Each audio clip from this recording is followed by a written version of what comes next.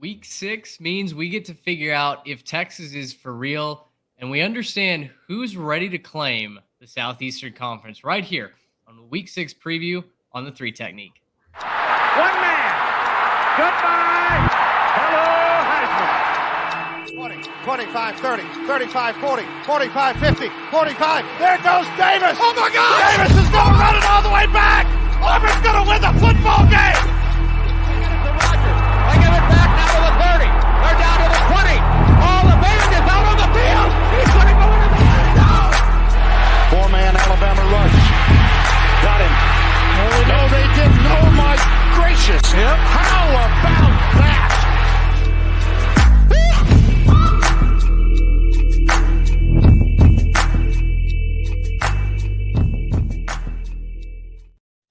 Well, hello, everyone. Welcome into another preview here on the 3 Technique, a college football podcast at the intersection of the X's and O's and the Jimmies and the Joes. It is a rainy, thunderstorming Wednesday night as we're recording this. Fellas, the slate not loaded as far as the number of games, I guess I'll say, compared to past weeks. But boy, we're in week 6. So that means we're getting into some pivotal matchups, some legacy defining games, and the playoff picture really starts to take shape this week. This, despite some of the ranked matchups not being as numerous as they have been maybe over the past 2 weeks, I think this is one of those weeks that everyone has had circled on the calendar in college football with regards to Texas, to Alabama. Can Georgia survive another week? I think this is going to be a quality game. You have a quality week. You have playoff baseball as well. I sent a text in the group earlier. It's just going to be a wonderful day of sports balling all around. Absolutely it is. It feels like every year when we turn the calendar to October, things really start to cool down outside and heat up on the football field. It's hard to believe that a lot of teams are going to be halfway through their regular seasons after this week as well. It's really sad to think about that, but lots of good games on the field, lots that I'm really excited to, lots of really local implications for us here in the Lone Star State. All over, it seems like all eyes are going to be on the state of Texas and towards the South this week. But there's a lot of good games all over the country, and we're excited to break it down. Well, it is going to be certainly a Saturday you can't miss if you're here in the Lone Star State. Guys, highs in the low 70s. Oh, my goodness. That seems like a rounding error. I almost didn't believe that. You've got the Red River rivalry, shootout, whatever you want to call it, and then Alabama, Texas A&M early on in the afternoon. Of course, before we get to the game previews, have to let you know that this podcast brought to you by our partners over at the Transfer Portal CFB, some of the best college football coverage you will find anywhere. Twitter, on their website as well. Articles, analysis, previews, breakdowns, and then, of course, you get our article at the end of the week, headlines and review. Head on over to the Transfer Portal CFB, powered by No Context College Football. Check them out. You can also head on over to our friends at homefieldapparel.com. We've been talking for weeks about how comfortable the shirts are. The logos are amazing. They are a conversation piece at any sports gathering, or if you're just out with your friends, you'll love wearing their gear. You can use our code 3TechPod for 15% off your first order if you're a new customer, or if you're like so many of you who have already purchased through our code, you can also head on over to our Twitter account at 3TechPod. You can find a link that continues to get you that 15% off discount. Fellas, this week is going to define a lot of legacies. There are going to be a lot of headlines created off this week. And our big 3, I tweeted them out, were very clear this week. There are some great matchups we'll get to a little bit later on. But for me, the big 3 in Texas and Oklahoma, Alabama and Texas A&M, and then Kentucky and Georgia are without a doubt the showstoppers. Garrett, if you had to pick just one of these games to watch, which one is it and why? For me, I would be picking A&M versus Alabama, partially for the fandom and partially because this is a big moment, I think, for both coaches. And we'll talk about this when we break it down, but for both Nick Saban, who is at the end of or at least we think maybe in the last part of a, amazing, all-time great run as the head coach at Alabama, versus Jimbo, who's trying to cement his legacy at A&M and not let the whole thing go off the rails. both coaches kind of need this one to prove, at least for this season, who they are. And so I think that that's something you have to be watching for. But man, like making me choose between this is just, I mean, how can you not want to watch all three of these top three games? There's other games that I'm going to have to be watching as well, but these top three are going to be some of the best football we've seen so far this year. I completely agree. I think these are three premium matchups, and let's get it right into them. I think Texas A&M Alabama has so many storylines, but first we have to go to the Cotton Bowl, our stomping grounds down in Fair Park for the Red River rivalry. All eyes will be on Dallas, Texas, when the 12th ranked Oklahoma Sooners take on the 3rd ranked Texas Longhorns. Both of the only two undefeated teams in the Big 12. Of course, the drama, the storylines write themselves there. Texas and Oklahoma are feeling like they've got to go scorched earth after Brett Yormark kind of publicly abandoned them a couple of weeks ago. And this is one of their chances to really stick it to the Big 12 conference, not only cement themselves as the favorite, but also really establish themselves as a real playoff contender. Of course, you can watch this 11 a.m. on ABC. Guys, the X's and O's for me are very, very interesting in this game because Texas has looked very legitimate for, I want to say, like 85% of the games that they've played. There's still been a little inkling that makes you wonder, okay, if it gets tough, if it gets physical, if they get punched in the mouth, does this kind of fall into the same Texas team of old? But for the rest of it, their offense has been efficient.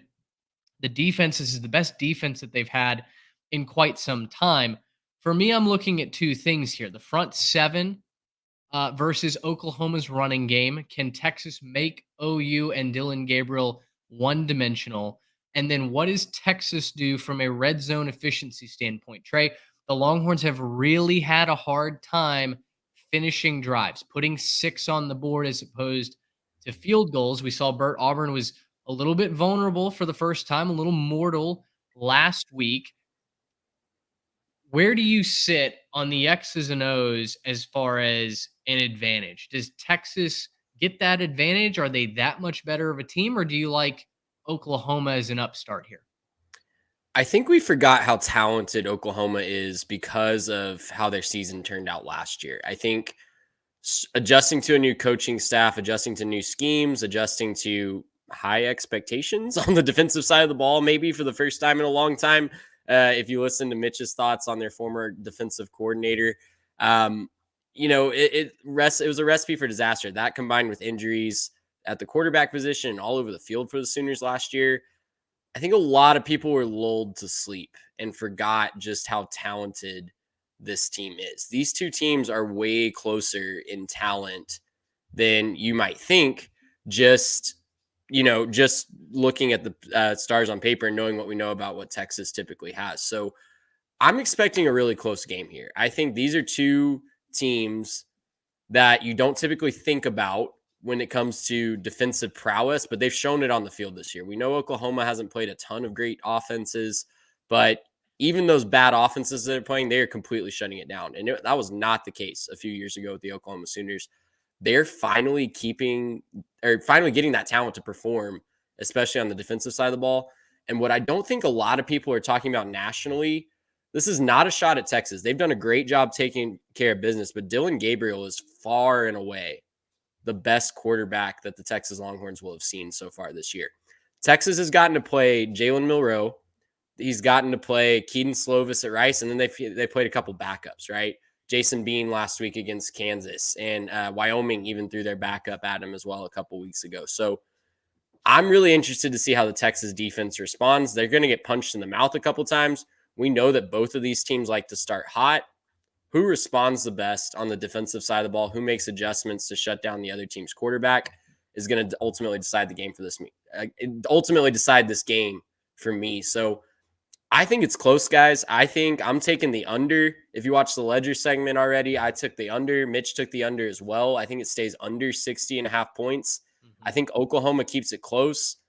I think Texas ekes out a win, though. And I think this is the first of two matchups we see. So This will not be the last time that we see these two teams on the field. I've kind of changed my prediction there. I do think that we'll see a rematch in Arlington in December. But for this one in Dallas in October, I'm going to take the Longhorns to win, but Oklahoma to cover. Your hand forced a little bit with the Red Raiders sinking like a Yeah. stone at the beginning of the Somebody's got season. to take that. Somebody's got to take that Red Raiders spot. And I think Kansas State has looked really, really good. It wouldn't surprise me if Kansas State ends up there, but right now, from what we've seen on the field, Oklahoma and Texas have just been far and away the most impressive. And look, I will fully buy into Texas as a playoff contender if they handle business against Oklahoma this week. I will be in. I will shut up about the, wait and see approach. We'll have waited and we'll have seen if they can take care of business against Oklahoma this week. I'll be fully impressed and fully on board. Garrett, on the flip side of the coin, you've got the Jimmies and the Joes. All eyes will be on the quarterback battle. Dylan Gabriel for the Sooners, Quinn Ewers for the Longhorns. Both quarterbacks have struggled with efficiency, with consistency at times throughout their career, but both also look pretty solid coming into play this Saturday. Neither quarterback is turning the football over. You've also got a very interesting running game battle to watch. Jonathan Brooks popped off last week, but Oklahoma's rush defense has been really solid. What's the storyline that you're looking for from a player perspective? I think when you look at this one, you just have to acknowledge that the quarterback battle is going to be where this one ends up winning, I think. And you don't want to make it that simple when you're breaking down football, right? You don't want to go that easy most times. But I do think you have to acknowledge at this point, when you have two talented rosters, chock full of talent, chock full of, guys who are going to go on and play at the next level, you have to acknowledge that the little things are going to matter. So, like, okay, penalties and, not turning the ball over and stuff like that. But a lot of that comes down to the quarterback play, right? And just making sure that the quarterback's making good decisions with the football and extending plays and doing what he needs to win. I think right now, if you had to make me answer, I think Dylan Gabriel's a slightly better quarterback than Quinn Ewers just at this moment. That's not to slight Quinn. That's a very, very slight margin for him. And so I'm thinking that's probably the case. But Texas is going to be able to hand the ball off to Jonathan Brooks, which, if he can stay hot like he has been, then I think that gives them the edge in this one. Because I think that at the end of the day, whether you're Quinn or whether you're having an amazing game or whether you're struggling against the better defense that you've seen so far, and you're doing whatever it is, at the end of the day, if you can hand the ball off and establish some running game and not have to pick up every single play on your own and get some of the pass rush off of you, then things are going to go really well. I do think that they're going to have some success on the ground. I'm actually kind of on the flip side of you guys. I don't think we really know what either of these defenses are yet. And I think this is going to be a fairly high scoring game. I think that this is just going to be one of those blow it up, both quarterbacks dueling. I think that at some point the wheels come off and, it's just going to be one of those classic Red Rivers where we, see it, 75 yards that way, 60 yards that way, 75 yards the other way, right? And it's just going to be a bang, bang type of thing. And so I do think it will go back and forth. At the end of the day, my biggest concern is just with what the Texas defense is. Trey, kind of like what you mentioned, they haven't really played a good quarterback yet. They haven't played anyone who I think can pass the football with any sort of effectiveness, and Texas has started slow. They've had some slow starts, so far. Not in every game, but they have had some starts where they've kind of gotten out the blocks a little slow, haven't quite gotten off to the races. And if Oklahoma comes out, punches them in the mouth, gets up, 10-0, 14-0 right out the gates because of a couple of slow starts on their offense, then I don't know how they're going to respond to that. They're a really, really good team. I do think right now I do have Oklahoma winning this game. I think it's a slight margin. I think this is going to be a real tight one, but I do have Oklahoma winning this game at this moment. But I mean, this is a confidence level 1 pick, right? I've got just no confidence that this is going to go one way. Both of these teams are really, really good, and it could play either direction, right? You could see Jonathan Brooks have an amazing game, and the Oklahoma defense has no answer for him, and then Quinn gets to set up the play action, and we're hitting deep shots, and it's just a party for Texas, right? That could be a extremely likely outcome. But right now, if you had to make me pick, I think Gabriel's the better quarterback. I think he'll make just one more play than Quinn by the end of the day. We are truly gambling by taking the under in this game because I'm pulling up the recent results. I think it's fair not to discredit Texas' win last year. It was dominant. It was awesome for the Longhorns. I think it's fair to throw that out from, a historical perspective because of the situation for Oklahoma when we're just looking at point totals. If you throw that one out last year, this game would have gone under the 60.5 just one time since 2016. And that was 2017. So it historically has a lot of points, Gary. So you're right to point that out. Well, I will say historically, Texas and Oklahoma don't play defense. That's true. Also, though, right? So that was for me. If you're watching on YouTube, my title card says "Hammer the Nail Saturday." If you're listening on the podcast, maybe check out the YouTube. Give that a try.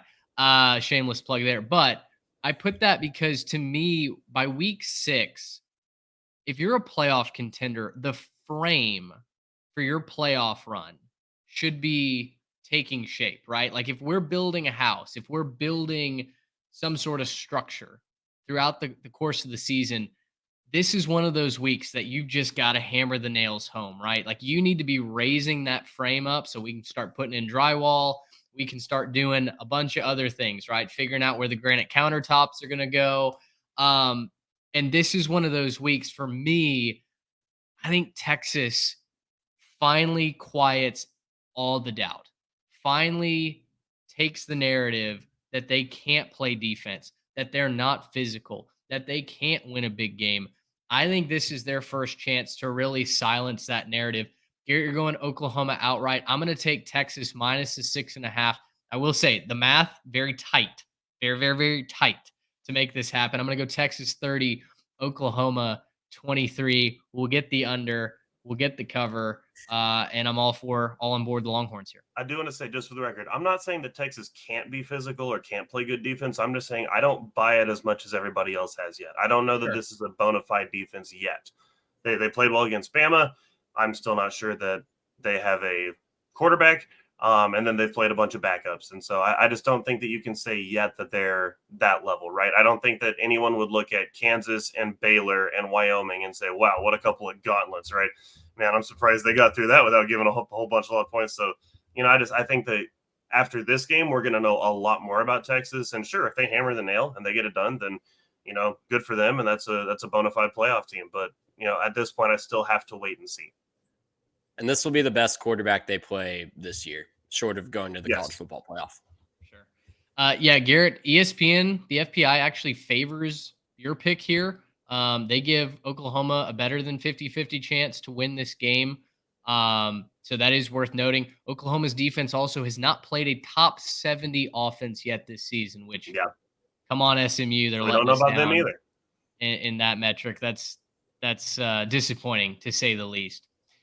All right. Well, after that game, the rumor is that Greg Sankey, SEC commissioner, will be in town for the Red River rivalry. He will then hop on Air Force SEC, head on down to College Station to watch Texas A&M host Alabama. Now, it's interesting. Alabama, the 11th ranked team in the country. Texas A&M, despite an impressive win against Arkansas, despite a dominating win over Auburn 2 weeks ago, and a 4-1 record, they are not ranked heading into this matchup. Trey, potentially favoring the Aggies a little bit. There was a big campaign to not rank the Aggies in the preseason poll. They traditionally play a little bit better when they're slept on in the beginning parts of the season. From an X's and O's standpoint, I think you have to start with the A&M pass rush and looking in the trenches. Texas A&M has seen that 2022 recruiting class blossom into one of the best pass rushes in the country. Meanwhile, Alabama has struggled to stop a nosebleed up front. What are you looking for in the battle of the trenches between the Aggies and the Tide? Alabama has one of the worst sack rates allowed in the entire country, and A&M is statistically the best team in the country when it comes to sack rate on percentage of dropbacks where they get a sack. Now, a lot of that is playing Arkansas and Auburn that have offensive line issues of their own. But I think when you have, 17 sacks over the last 2 weeks or something ridiculous like that, I think that those numbers will hold up, no matter who you're playing. I think it's been fascinating to see how the fan base has kind of shifted on DJ Durkin over the last few weeks because we are not fans of him. on this podcast, I am still tentatively out on TJ Durkin, but it seems like he's finally willing to use the strength of this defense and not put his secondary on an island when they are not the talented unit that they've been in the past this year. So I'm very encouraged by that. Statistically, it's been fascinating to watch all the advanced stats breakdown come out this week, hasn't it? Like, I know Parker Gillum, who runs Stats of War, he said he thinks this is the first time that he's ever run a projection that has Alabama losing outright on an advanced stats projection. So that's fascinating to see. It is a very, very interesting matchup. And guys, I got to say, we like to be analytical on this podcast. We like to look at the numbers. We like to look beyond the box score. We like to look at the Jimmies and Joes and the X's and O's. But at the heart of this, we are fans. And my heart as a fan has been broken so many times by this Texas A&M football team when there's just an ounce of expectation. And because of that, I'm picking with nothing else but battered Aggie syndrome when I say that Alabama, I think, is going to win this game. I think Alabama covers the -2.5, and I think they unfortunately win this game. Maybe a late field goal. Maybe they return the favor from Seth Small's dramatic game winner a couple years ago. Call me an Eeyore, call me a battered Aggie, all you want. It's 100% true. I think Alabama is going to win this game. Listen, that's totally fair. And first of all, let me just extend a welcoming hand of friendship, because this is traditionally the block that I die on. How many times? Well, last year, how many times was I right? Before we started this podcast, how many years did I take the other team to cover? And A&M either wins comfortably or wins late, but we had to sweat for a little bit, right? So I totally understand that. The fact that everybody and their mother seems to be on A&M this week, maybe the most greatly concerning item to me, because we've got the line on this graphic as 2.5. Last I checked, right before we hit record, it was actually bet down to 1.5 in some places. So the public very heavy on A&M, and look, there's a good reason to be. A&M is at home.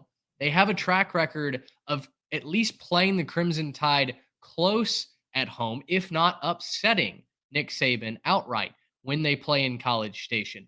Texas A&M is the better team statistically on paper. Now, on the field, that's why we play these games. I think it's going to be a very, very close margin. But when you just look at what A&M can do offensively, when you look at what their pass rush can do, the way to beat this Aggie team is the Miami model. You throw it deep. You throw the ball 45 plus times. Alabama can't do that. Even if Jalen Milroe's not the quarterback, Tyler Buckner, Ty Simpson, they're not able to do that. And so for me, unless Alabama just runs it down A&M's throat, which, guys, correct me if I'm wrong, Arkansas tried to do that. Auburn tried to do that. Didn't work in either of those cases. Heck, even Miami, outside of one big chunk play, really didn't get anything going against this Texas A&M defensive front. Garrett, bring you in here. Jimmy's and Joe's wise, I feel like the edge and the tone these last couple weeks has been set by the edge rush specifically. Walter Nolan has 5 sacks as a defensive tackle. Shamar Turner, Edgerrin Cooper coming off the edge have been elite for the Aggies. Talk about what you expect to see from this A&M defense and maybe what the counter is for Alabama, because they also have a linebacker in Torian York who has been exercising that spy ability to great effect this year. Yeah, so, when I look at this in terms of just what's going to be happening on the defensive side of the ball for the Aggies, I think that this is a really favorable matchup for them because they've played this same style of team, I think, 3 weeks in a row. You've got a quarterback who's a run-first quarterback who struggles with his passing. You've got a quarterback who, he's maybe got a little bit of experience, right? Peyton Thorne had some experience. KJ Jefferson got some experience. And Milroe's been in the program, not starting, but he's been in the program. And then you've got strong running game, and this is just what they want to do. They want to run the football. They want to establish things. And A&M hasn't let that happen so far the last couple of weeks. Now, Alabama's got better athletes than those guys do, right? Alabama's got better players. I can also counter and say that Rocket Sanders is probably a better running back than anybody in Alabama's roster. He didn't have a very good game against A&M, though he may have been a little hobbled. I know that there were still some lagging injury concerns with him, but I would still argue he's probably a better running back than anybody Bama's got on the roster right now. And so when you look at this game, I don't think that Bama's strength plays well to A&M's strength. However, Bama's weakness, which is passing the football, plays to A&M's weakness on defense, which is their coverage. So it's kind of a weird like strength versus strength, weakness versus weakness matchup on that side of the ball where Bama wants to, on a normal week, run the football, use the quarterback to run the football, and A&M doesn't let people do that. But if Jalen Milroe can get a little bit of time, maybe get the screen game going to get, take advantage of some of the aggression on the A&M defense, or just find ways to air it out, throw that good deep ball, A&M could be in trouble. Flipping that around, though, on the A&M offense versus the Bama defense is really, really solid, especially in coverage.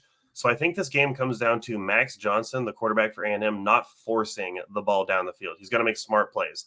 He's got to take what the defense is giving them, right? Check it down to the running back when you need to, hit your little sit down routes and not try to force it when it's not there, right? Caleb Downs, great in coverage, pick you off if he needs to. And I just think that this is a thing where Max Johnson, having the experience that he has, having played in this league for as long as he's played, and finally getting his chance to kind of sit there, work with the ones, be in the spotlight. I think that's your X factor right there, is the Max Johnson experience at home with a run game that's starting to figure it out. Le'Veon Moss figuring things out. I think that this is going to work really well for A&M. I don't think it's going to be an explosive game on offense for A&M, but I think they'll be able to move the football. I think they'll be able to cash in some points. And I am going to pick A&M to win this game. I'm going to pick them plus the 2.5 and to win. I do think that they do enough on offense and just make Bama make enough mistakes, right?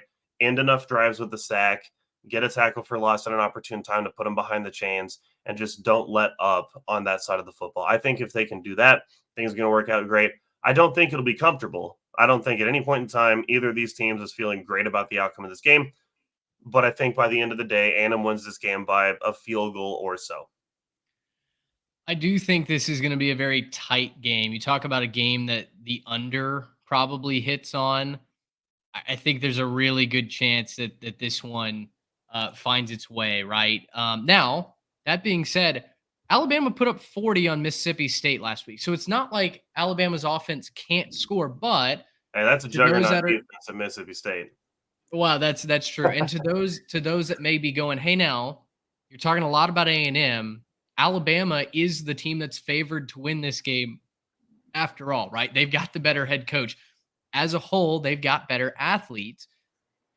Jalen Milroe is going to have to pick his spots, right? He almost didn't beat A&M at home last year.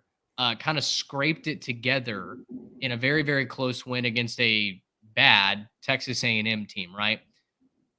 I think for Jalen Milroe, he's going to have to find ways to get the ball outside, and he's going to have to take some shots. We've seen his arm. We know that his arm can get the ball down the field when given time. The problem is his offensive line just hasn't given him that time to throw it. Conversely, we saw a lot of the screen game, a lot of short stuff for A&M. That's Will Rogers' theme music.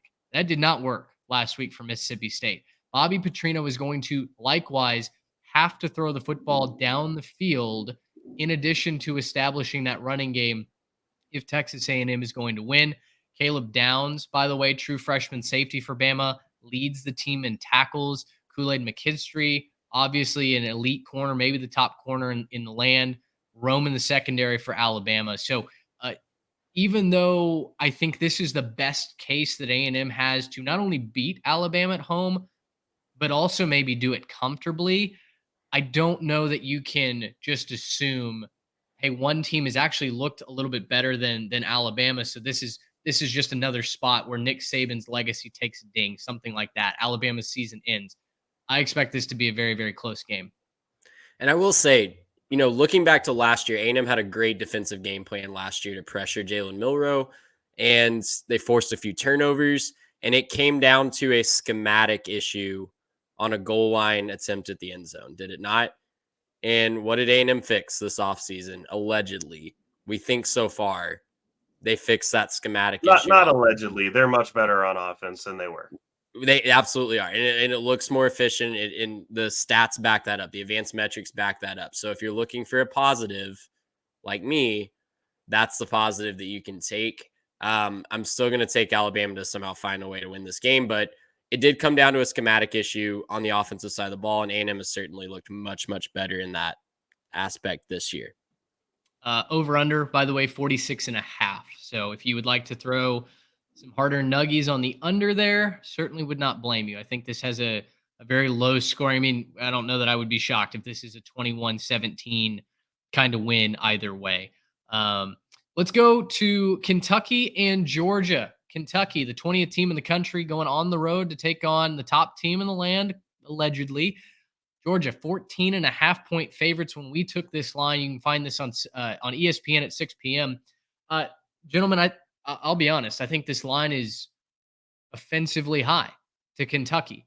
And this is one of those lines where, as we'll talk about throughout this week, there are some lines that smell off, that don't make sense to my eye test, my incredibly flawed eye test, as the ledger shows.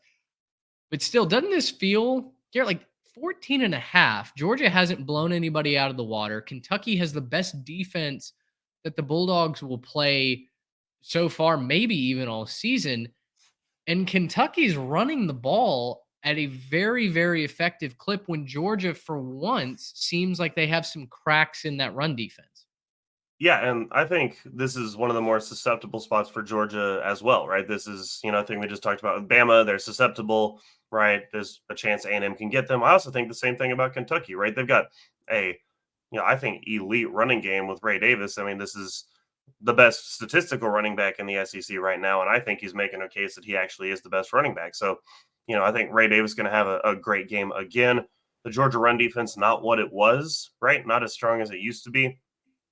And so, I think this is really a situation where, my mind is telling me that Kentucky is going to, keep this one close, right? That somehow, they're going to do enough, and Georgia's going to have another one of those slow starts, and they're not going to take care of business and all that stuff like that. And then there's just a little piece of me in the back of my mind that's just like, nah, Georgia's going to take care of business. They're just going to roll this one.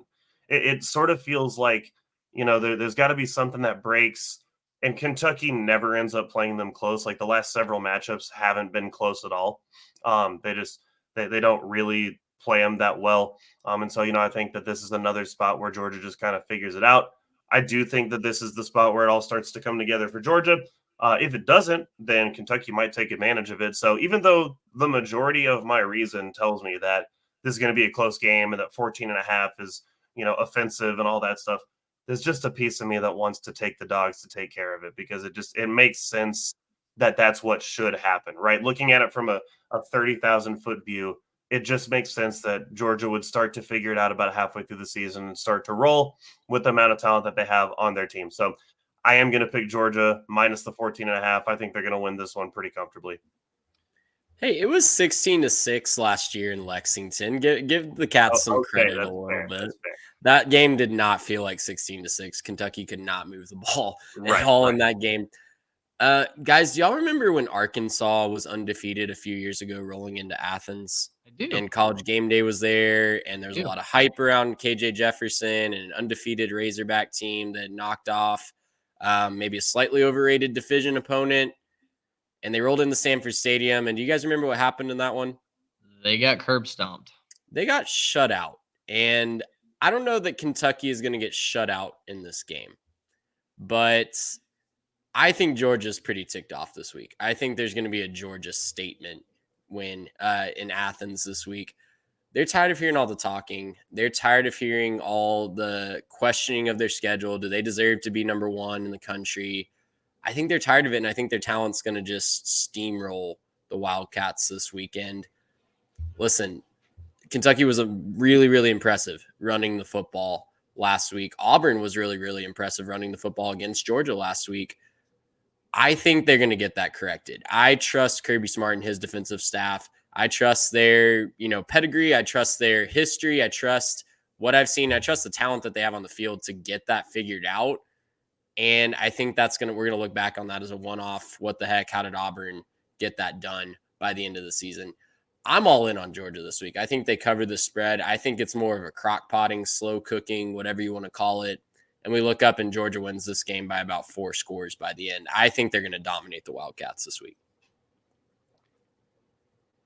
Georgia seems to struggle when they can't establish the ground game. Now, the Bulldogs have a top 10 passing attack this season, which surprised me when I looked into the numbers this week, right? The common thread on pick your social media of choice is that Carson Beck is overrated, that he's not a championship caliber quarterback, that oh my gosh, he can't get Georgia to scoring 50 each week, like Stetson Bennett did, and like some Bulldogs fans became accustomed to. But when you look into the numbers, Carson Beck has not been bad. He's not turning the football over. He's throwing the ball downfield, and that's without Lad McConkey. They got McConkey back last week. He'll continue to ramp up. Brock Bowers has over 400 yards receiving. Yet, I'm a little bit concerned that Georgia won't be able to balance that out. Kentucky's pass rush has been getting to opposing quarterbacks this year. They've got a top 25 pass rush in the country. To me, Kentucky, this game comes down to third down. Kentucky has a top 10 defense on third downs, while Georgia has a top 7 offense in third down conversions. 54% of the time, Georgia's moving the chains. If Georgia can win the battle on third down and keep the ball away from Ray Davis and company, because I don't really trust Devin Leary to throw the ball consistently against Georgia. It's not looked pretty for the Wildcats throwing the ball so far. They have just over 1,000 yards passing through the first 5 games. Running, on the other hand, has been where they've dominated. And despite what we thought would be a leaky O-line, Kentucky has really proven some of the haters wrong in that respect. I think this is a close game. I don't pick Kentucky to win this. I think Georgia does win it, but you're giving me the hook. And for me, Georgia can win this by 14. It doesn't even have to feel like it's even that close. But because you're giving me the hook, Kentucky's the better running team. Georgia is not as elite at stopping the run as they were a season ago. I think Kentucky's going to have some drives where they take the wind out of the Bulldog sails. They might force a turnover or two, much like Auburn did a week ago.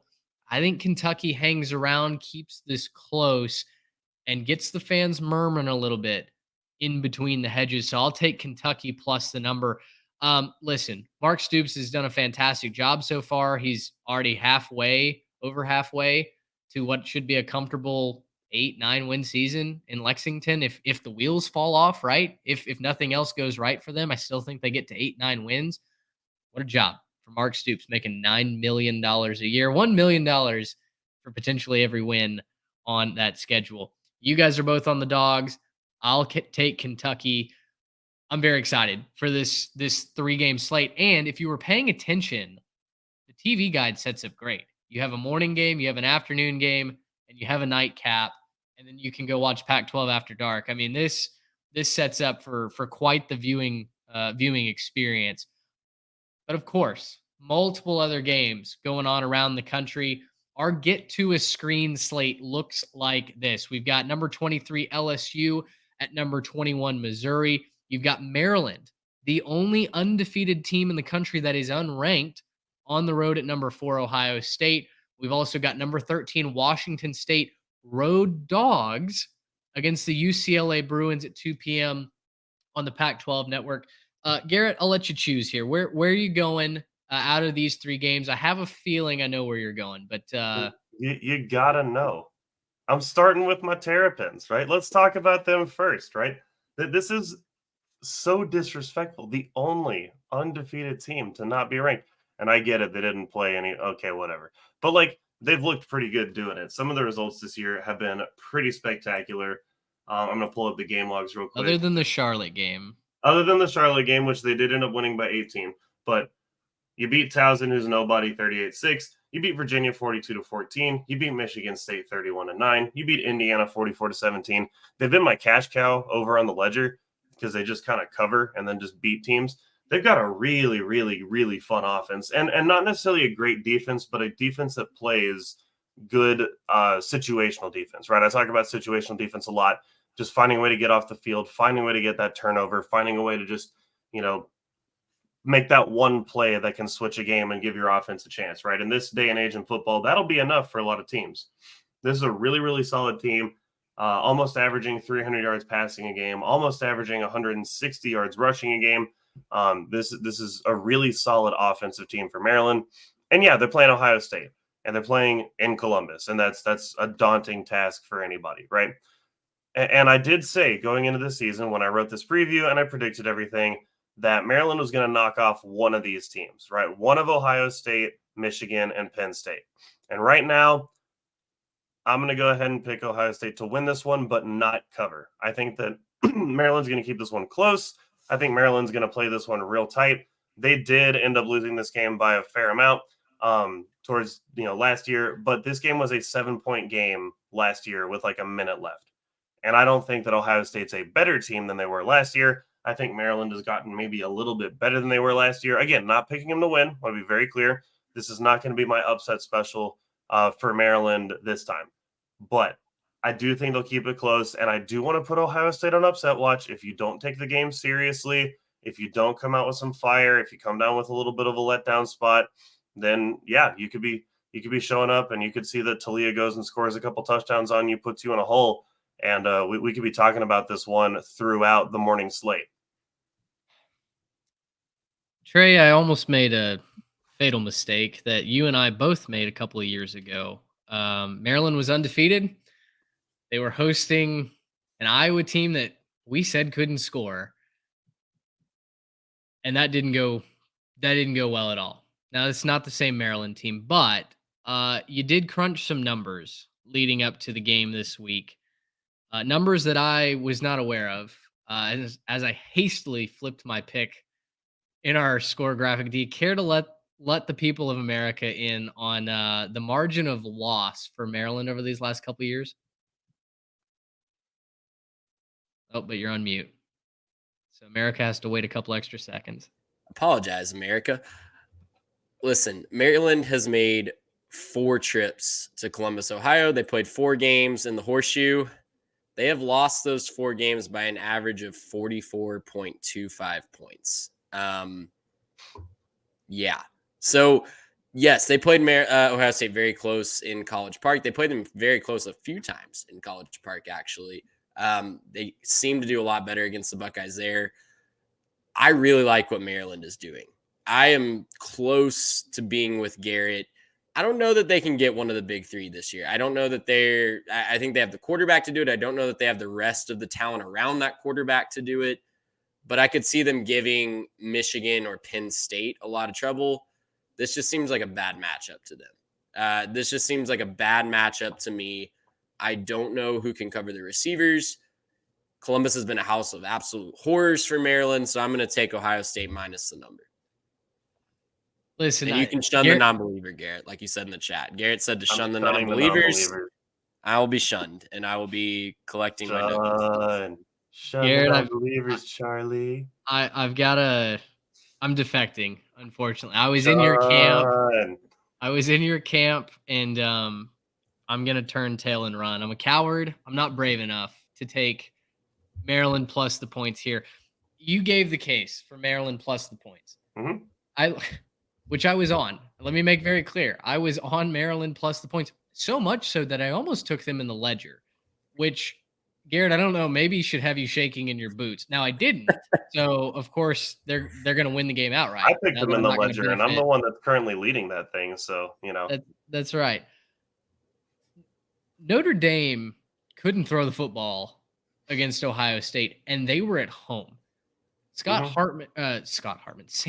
I knew I was going to do that. Sam Hartman is a better quarterback than Talia Tagovailoa. He may not have the weapons that Talia has out wide, but Ohio State has a top 5 pass defense, and they're at home.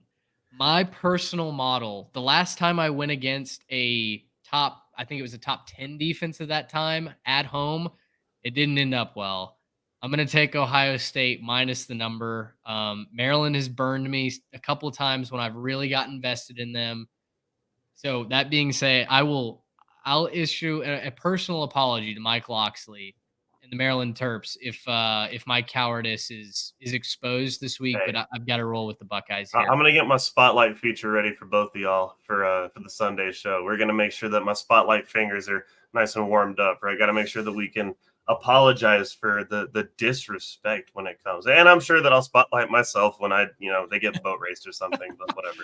Listen, I'll come hat in hand. That's a guarantee. LSU at Missouri, 11 a.m. on ESPN. LSU, the 23rd ranked team in the country after a tough loss at Ole Miss last week. Missouri is undefeated. They're feeling great, hosting the Tigers, and yet they're home dogs. Trey, is Missouri worth believing in Columbia? In the matchup against LSU, absolutely, because who on LSU is going to cover Luther Burden? Anytime we've seen LSU up against any sort of receiving talent, Florida State, Arkansas, Ole Miss last week, they have given up a ton of points. Competent quarterback in Missouri's Cook, amazing receiving talent in Luther Burden, and the secondary weapons are really, really fun as well. I'm taking Mizzou plus 6.5 here. I think LSU barely escapes, gets out of there with a win, but Mizzou is going to cover this game. And Missouri has the better resume so far this year. Missouri has looked better than LSU. I think Mizzou's second best win in Memphis is better than any win LSU has this year, like bar none. I maybe you could argue that Arkansas is a better win than Memphis, but I think the way that Missouri beat Memphis in a neutral site versus how LSU escaped against Arkansas, I think Mizzou has the way better resume. Yeah, I think LSU is probably the most overrated team in the country right now. I just don't think that they're as good as they're being made up to be. They got beat by Florida State pretty bad. They got beat by Ole Miss, obviously. And their signature win is a home game against Arkansas by a point, couple points. And blowing out Mississippi State on the road, but that neither one of those wins is Yeah, aging very well. but we don't think very much of Mississippi State this year. That's not a wonderful team there in Stark Vegas. And so I don't see what the signature win is here. If that's the case, then what happened to 4-1 Texas A&M, who just smoked Arkansas, who had their best player, right? They were playing with Rocket Sanders that week as opposed to when LSU played them. They smoked them with their best player.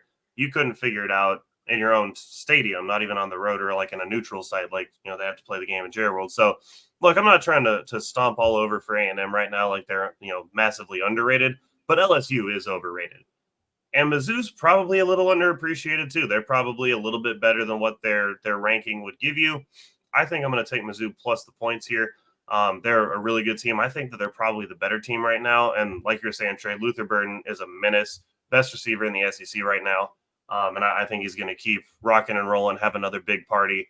And the correct Tigers will win this game. The Missouri Tigers over the LSU Tigers. Our friend Dan Keegan over at the Transfer Portal CFB will love that pick. Shout out, Dan. Trey, you mentioned LSU secondary has not lit the world on fire. They are without the services of Greg Brooks Jr. For the foreseeable future, diagnosed with a rare form of brain cancer today. So our prayers certainly with Greg and his family as they battle that. Look, LSU needs a bounce back win. They need it in the worst way. And traditionally, Brian Kelly does not lose back-to-back games. They're on the road. I feel like LSU has a little bit of a chip on their shoulder. And look, this was a team that we were all struggling to find one, let alone two losses on their schedule. Now we've gotten to two losses, so maybe the dam has broken. I don't know. Maybe all chaos is about to break out. I'm going to go with LSU on the road here. I'm going to say they win by at least a touchdown, cover that number. They need a bounce back game. And I'm not banking on LSU covering Luther Burden. I don't know that many teams will be able to, but I do think LSU's offense is more complete than what Missouri has brought to the table so far. I think LSU should be able to get some pressure on Brady Cook, and maybe that's how they limit Missouri's offense. But ultimately, this pick has taken LSU in a barn burner. I think the over could absolutely be on the table here. So I'll take LSU minus the 6.5. I'll save Missouri. So when Mizzou absolutely upsets LSU outright, you can thank that pick right there. We talked Maryland, Ohio State. Let's go to Washington State in Pasadena taking on UCLA.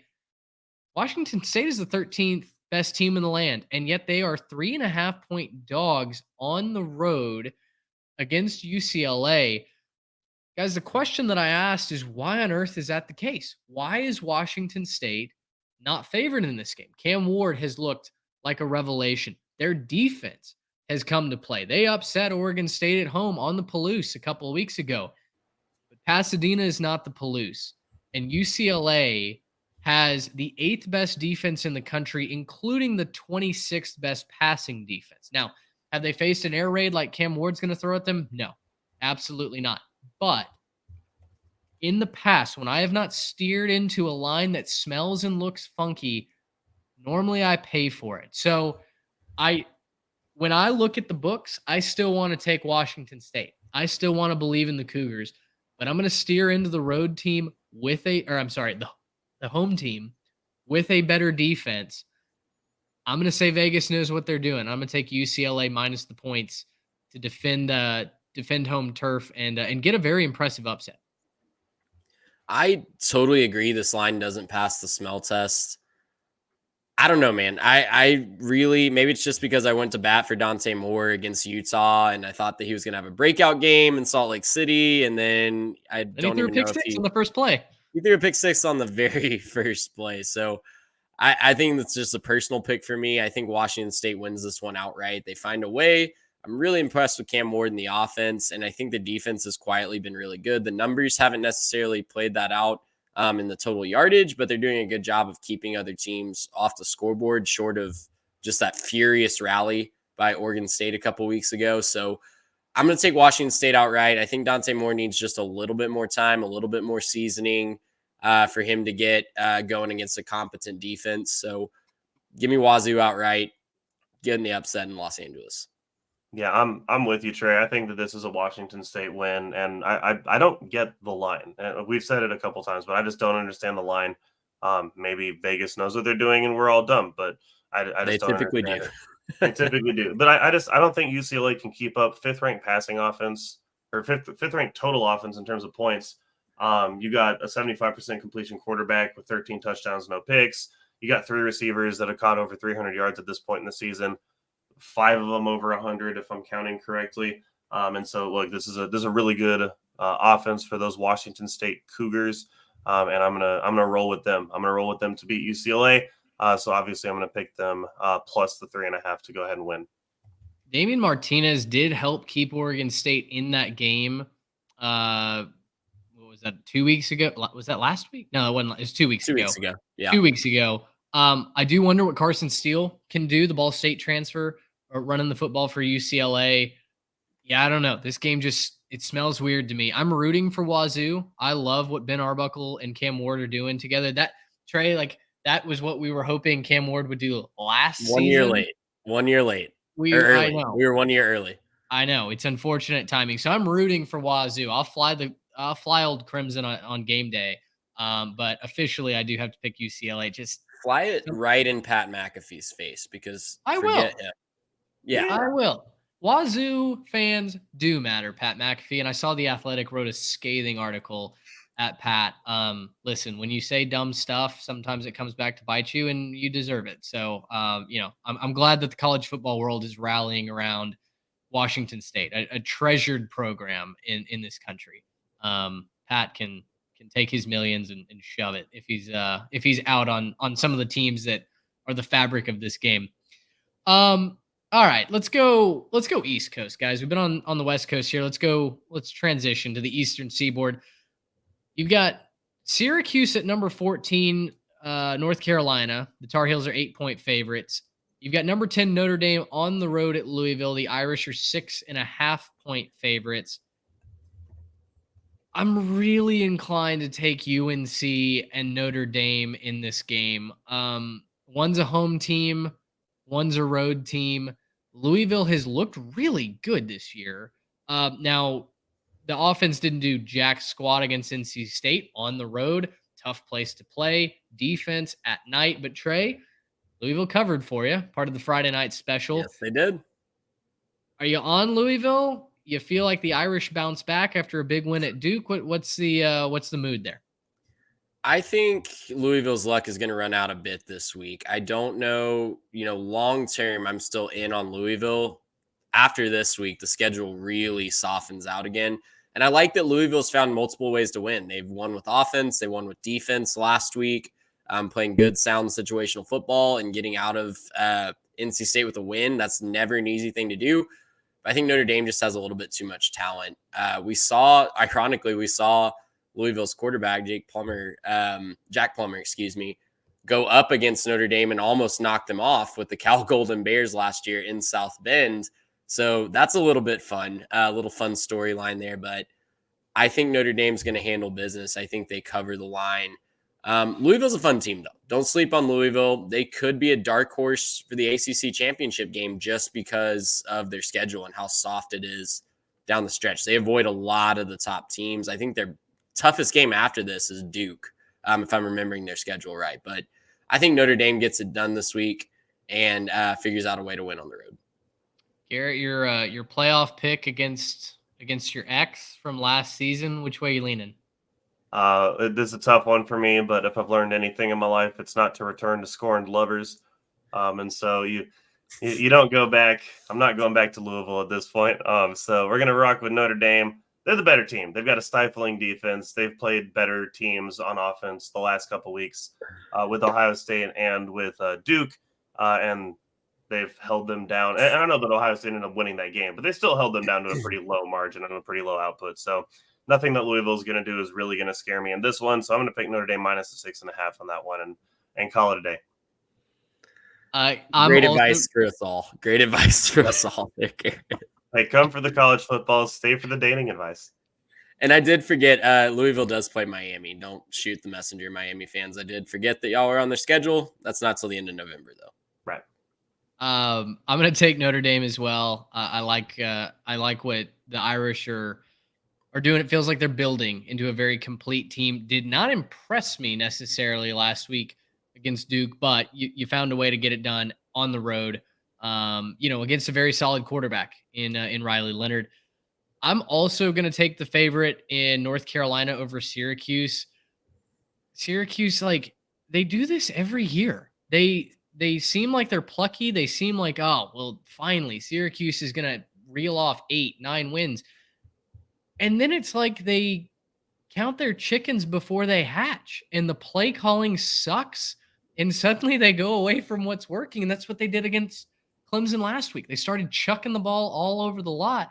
That is not how Syracuse wins. You don't win with the deep ball consistently, right? Like the most that we saw the deep ball win for Syracuse last year was against Purdue, a team that played defense against nobody.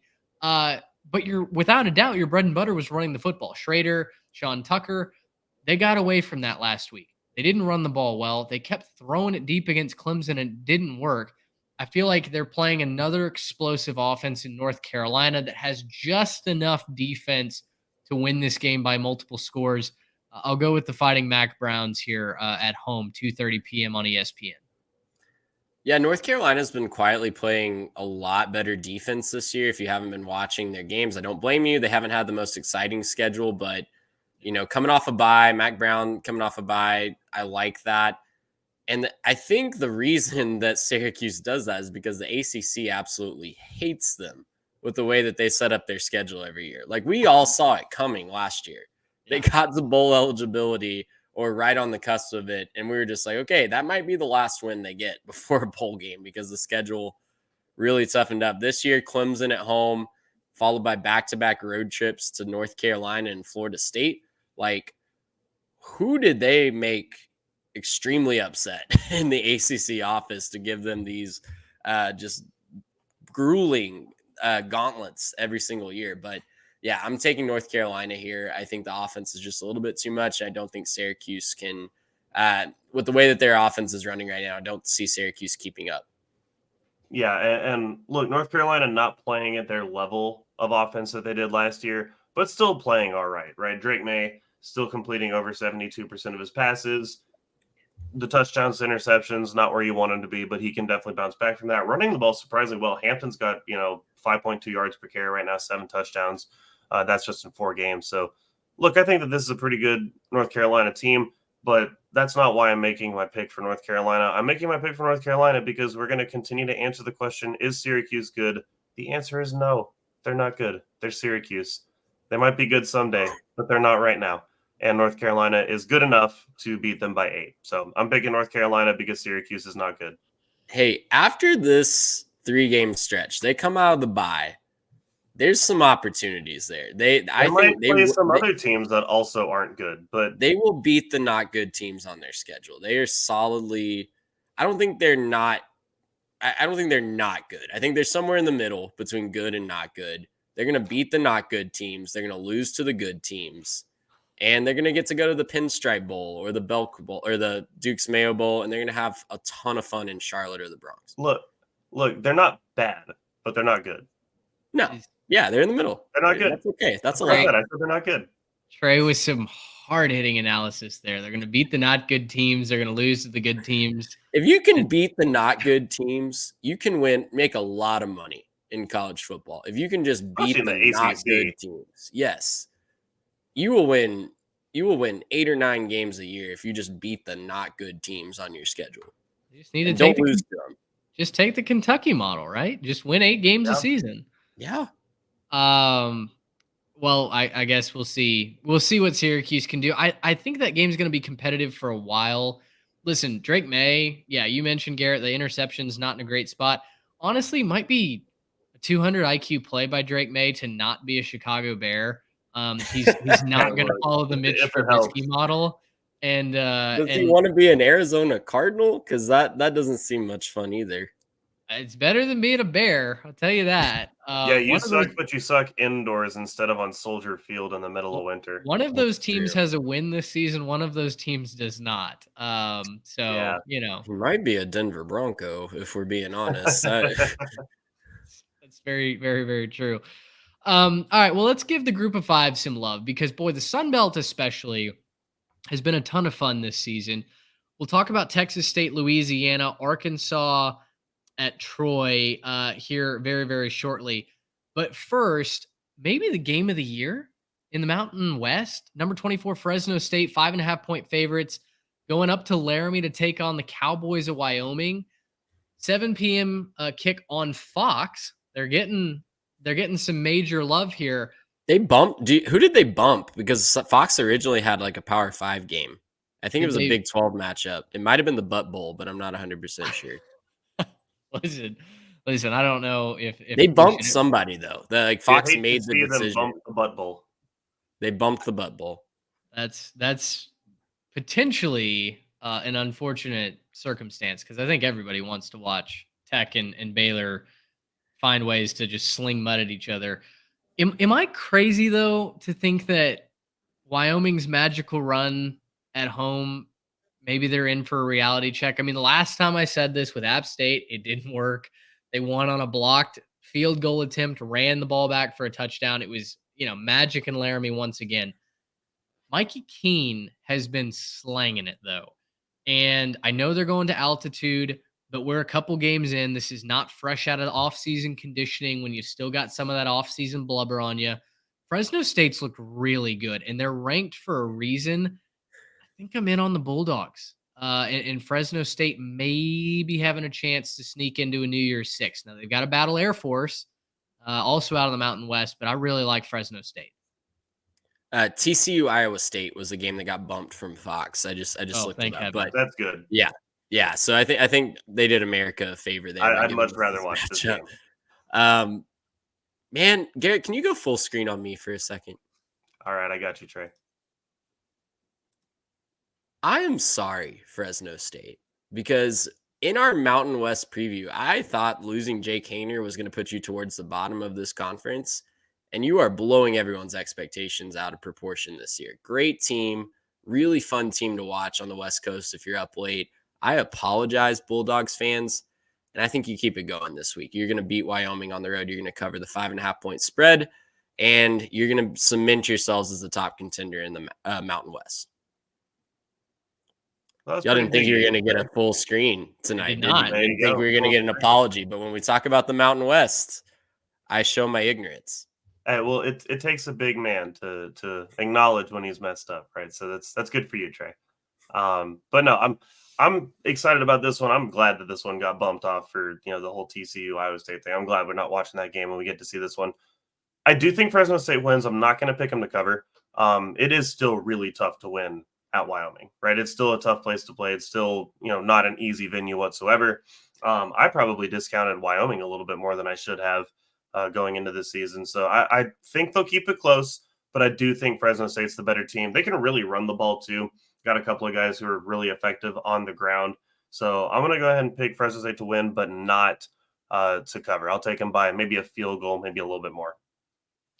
That could be a heady play for sure. Wyoming, they can keep it close if nothing else. I do wonder if Fresno State's offense is explosive enough to finally beat them by multiple scores. But we'll see how much magic the Cowboys have left. Craig Bowl could finally retire. Boy, can you imagine if he goes out on top, if he finds a way to win a Mountain West championship for Wyoming and then just drop the mic, go out on top just like that? That would be one of the best stories, I think, in college football. We promised you some Sun Belt action. Texas State at Louisiana. I almost said it, Louisiana State at Louisiana. Potentially the best team in the boot, depending on how the Tigers are playing that week. Louisiana, though, is a 1-point favorite. When we took the line, I checked it before hitting record because surely Texas State had swung the line in their momentum, right?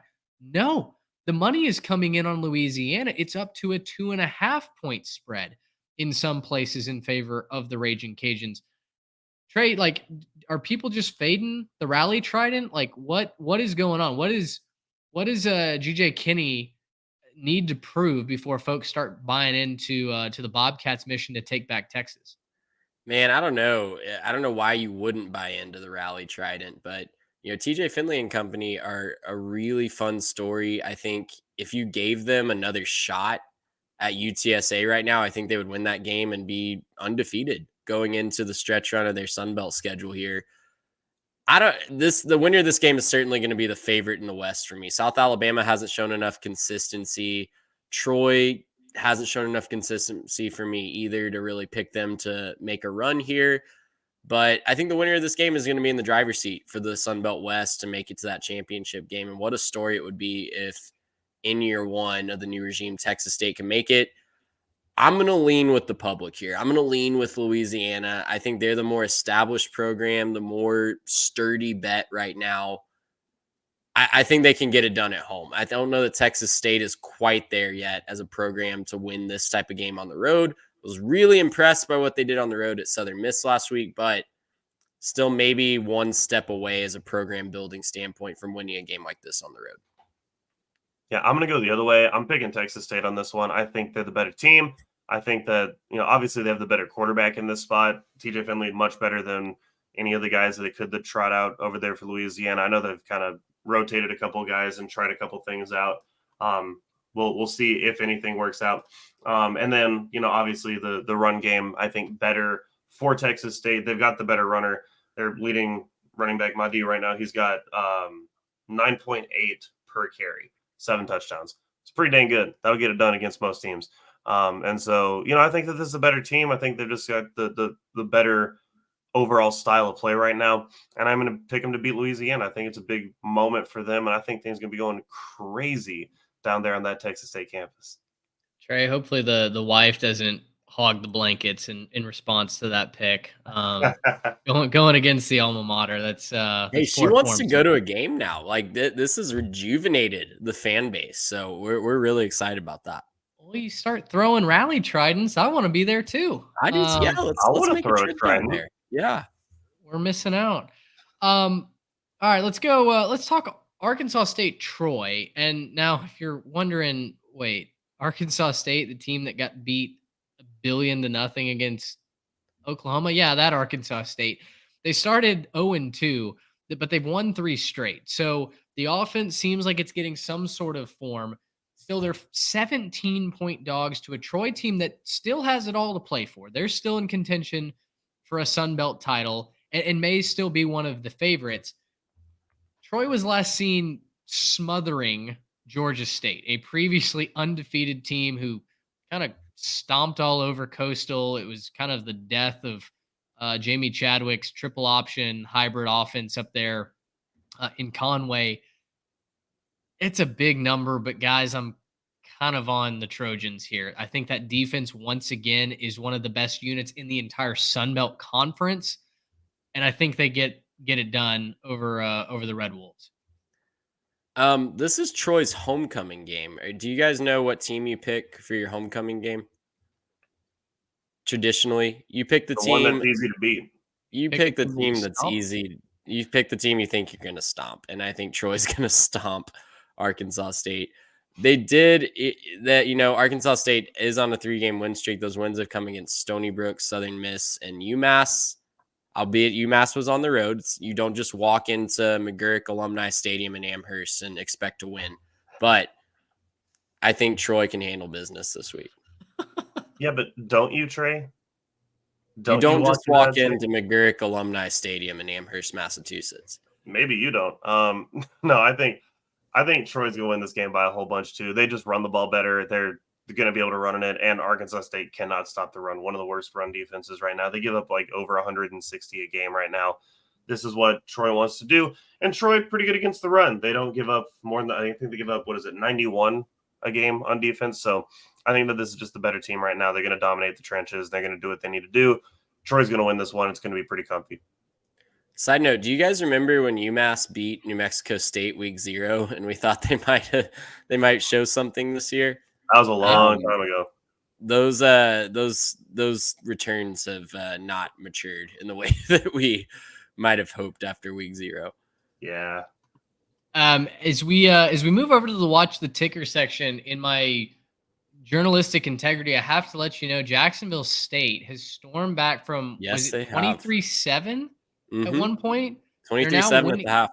They're now winning 31-23 over Middle Tennessee State. Before we hit record, I was talking about how I almost took Jacksonville State +3. I couldn't believe that the Fighting Brent Stockstills were 3-point favorites at home. I'll give you that. But they're 1-4. Jacksonville State has found ways to win, including a miraculous cover last week against Sam Houston State. I held off. Jacksonville State fans, I just want to say you're welcome. Clearly, not being financially invested in you has powered this storm back. There's about 9 minutes left in that game, so interested to see who wins that. But we haven't mentioned that, but with this Wednesday night football starting up, we are currently in Tuesday night football starts next week. We are currently in a 50-day stretch. This is day 1 of a 50-day in a row stretch where there's at least one college or NFL game. So savor that. It goes all the way to Thanksgiving week. The Wednesday before Thanksgiving is the next day that there will not be any college or professional football on. Wow. And it's a holiday weekend. So you have a bunch of great football to look forward to anyway. The Watch the Ticker segment, Trey, run us down kind of some of your picks that you might flip the channel over to. You might see, oh, hey, look at that. Kansas State's only beaten Oklahoma State by 7 late in the third quarter. What's a game or two that you're inclined to at least flip it over to? Yeah, we've got a fun, I think could be fun doubleheader Friday night. K-State, Oklahoma State, Nebraska, Illinois. Rutgers, Wisconsin is surprisingly could be competitive, right? This is a team in Rutgers that's going across to their cross division. Wisconsin has looked better, but Rutgers has certainly looked like they've improved quite a bit this year. Running into the meat of their schedule, they need a couple more wins to get to bowl eligibility. They got to be circling this one as I don't think Wisconsin's an easy win for Rutgers by any stretch of the imagination, but compared to, Ohio State, Penn State might be one of the easier options. Wake Forest, Clemson could be a ton of points. UCF, Kansas, I think might combine for 100 points like Ole Miss and LSU last week. Arkansas, Ole Miss, guys. I've got this one circled because this seems like a textbook Neil Brown syndrome on one side and letdown spot on the other side after the most emotional win in the Lane Kiffin era for Ole Miss and everybody circling the wagons on old Sam Pittman in Arkansas. It's not a good defense at Ole Miss. They're going to give up some points. I think the line was like 11.5. I took the Arkansas and the points on the ledger. I think there's going to be a ton of points scored in that game. We mentioned the Butt Bowl, 7 p.m. Saturday on ESPN2. And then your late night, best game on the late night, if you like points, Arizona and USC. I think that game just has something weird written all over it, doesn't it? I think something weird. If you don't stay up for that one, we'll be up doing our live show. Come hang out with us. I think we'll be live reacting to something really weird happening in that game. I don't know if it's a fan on the field. I don't know if it's an animal on the field. I don't know if it's a stupid pick six touchdown or a blocked field goal or Arizona's up at the half, something that drastic. But I think something weird will happen in that game. Arizona hung with Washington last week to the point where we had fans in our Twitter timeline criticizing Washington takes. I was commenting over on Bobby Wilson's post, TNT College Football Podcast, and he had Washington at 2, I believe. And there was a fan that was saying, "Oh, did you watch any of the Arizona game?" Absolutely, I did. Arizona, I think, is a decent football team, and I don't. Tucson's a weird place to play, guys. Playing in the desert late at night is a weird place to play. Washington winning by double digits was impressive enough. I don't need to see a 50 burger from Michael Penix Jr. every single week to believe that Washington is a playoff contender or that Penix is a Heisman contender. You won a game, a tough road game, and you did it by multiple scores. And, that was good enough for me. But I agree. USC's defense is non-existent. And, Jaden DeLaura marching in to the Coliseum, it could get weird. You mentioned, Trey, that this isn't like an easy win for Rutgers. Wisconsin is a 14-point favorite in that game. What part of Wisconsin's offense leads you guys to believe that they can win this game convincingly over a Rutgers defense that's been really good? Let's be honest. Yeah, they're still trying to figure it out on offense in Wisconsin. I think they have the pieces there to eventually put it all together. And I still think they can bounce back. And they were really good the last time we saw them against Purdue on a Friday night. I think they have the pieces to still run through the west side of the Big Ten. I'm backing off my take preseason that they have a chance to upset Ohio State. But I think 14 points is fair. I think the talent advantage is clear for Wisconsin. Rutgers has to play a perfect game to win this one, or near a perfect game to win this one outright. And I think anytime that's the case, I think you probably lean towards a 14-ish point spread, if not more, if the talent discrepancy is a little bit bigger. So Wisconsin looks like, last couple times we've seen them, it looks like they're starting to click it on offense. I worry if Rutgers can keep up. That's why I think that spread might be legit. I think all the points are going to get scored in UCF, Kansas as well. That's a Saturday afternoon game. We don't know if Jalen Daniels, is going to be playing in that one. A lot of speculation going around on where his injury came from. I did find out the rumor that he injured it filming a commercial for Kellogg's is not true. So no idea where the injury came from. But if you've seen that Twitter rumor, that has been debunked by folks close to that situation. So anyway, guys, a lot of exciting action, a lot of prove it games, hammer the nail Saturday. The playoff cases are starting to be built, starting to take shape. And I think you're going to have a couple teams fail to raise that wall up, fail to raise the barn, and you're going to have some that are going to do so rather emphatically. And I'm looking forward to this. Jacksonville State has made it 38-23. I can't believe I didn't end up sneaking them into the ledger, but you live and you learn. Talk to your kids about Conference USA champion Jacksonville State. And they get to be like JMU last year and not even get to go to the championship, probably. I know. It sucks.